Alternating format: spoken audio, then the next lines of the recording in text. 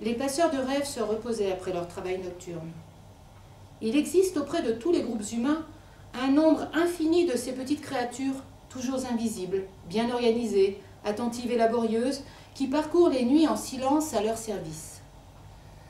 Leur tâche est à la fois simple et extrêmement difficile. Par le toucher, ils accumulent des éléments, des souvenirs, des couleurs, des paroles prononcées, des effluves et même des fragments de sons oubliés. Ils recueillent des bribes du passé, celui d'hier et celui du temps jadis. En combinant ces éléments, avec soin, ils fabriquent des rêves, puis ils rendent ces rêves aux humains durant le sommeil. L'action de rendre un rêve se nomme octroi. C'est très délicat. Il faut une extrême précision pour octroyer un rêve, ou même décider avec exactitude quand il doit être octroyé. Petite, en cours d'apprentissage, n'avait pas encore étudié l'octroi. Elle commençait, comme tout le monde, par apprendre l'art du toucher, de la collecte. Et elle apprenait aussi à se dissoudre.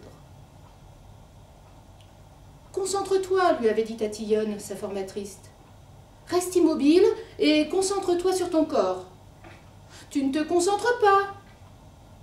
Pardon, j'étais en train de penser que... C'est bien le problème, tu ne dois pas penser.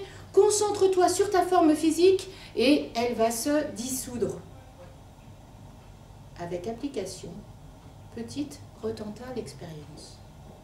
Et quand elle parvint à se concentrer exclusivement sur sa forme physique, elle sentit le phénomène se produire pour la première fois. « Ça y est, j'y arrive, ça marche !» Et là, bien sûr, tout s'arrêta. Petite ouvrit les yeux, fière d'y être arrivée au moins en partie, et s'attendant à être félicitée par Tatillonne. Mais cette dernière avait disparu. « Où tu es ?» Puis elle comprit.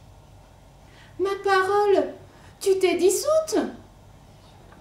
Devant ses yeux, Tatillonne réapparut, particule par particule. Elle avait l'air très agacée. « 2 choses, déclara-t-elle. Premièrement, ne te mets jamais à crier quand tu es en train de te dissoudre. Tu as vu ce qui s'est passé? Dès que tu as crié, ça marche! Ça n'a plus marché. Deuxièmement, n'attire jamais, au grand jamais, l'attention sur le fait que quelqu'un d'autre est en train de se dissoudre. À ton avis, ça sert à quoi de se dissoudre? À être invisible. Et pourquoi doit-on être invisible? Pour que les humains ne nous voient pas et ne sachent pas qu'on existe. Et, à ton avis, si je suis là-bas, chez les humains, et que je me suis dissoute, et que quelqu'un crie soudain « Ma parole, mais tu t'es dissoute !» Pardon. Tatillonne soupira. Elle était fatiguée, et sentait un mal de tête la gagner. Elle n'aimait pas les enfants, et leur manque d'expérience l'agaçait. C'était sans doute une bonne chose que Vieux et Mince se charge dorénavant de la formation de la plus petite. Petite deviendra-t-elle à devenir une véritable passeuse de rêves ?